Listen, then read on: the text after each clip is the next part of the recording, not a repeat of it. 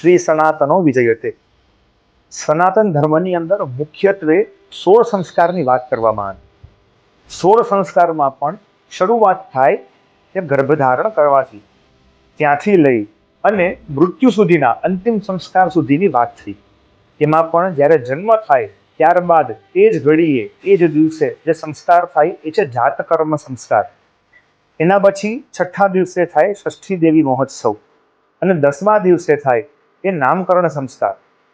આમ તો 6ઠ્ઠા દિવસે પૂજા કરવી જોઈએ ગ્રંથો કહે છે, પણ લૌકિક વાત એવી આવે કે અમારે તો સૂતક છે, સૂતકમાં કેવી રીતે પૂજા કરવી?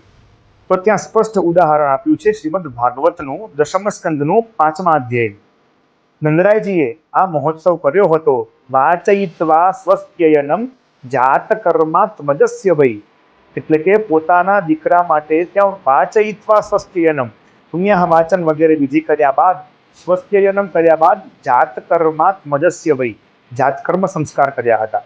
માટે પારસ્પર ગૃહ્ય સૂત્ર કહે છે, પહેલા દિવસે, 6ઠ્ઠા દિવસે અને 10મા દિવસે કોઈ પણ પ્રકારના સૂતક લાગતા નથી.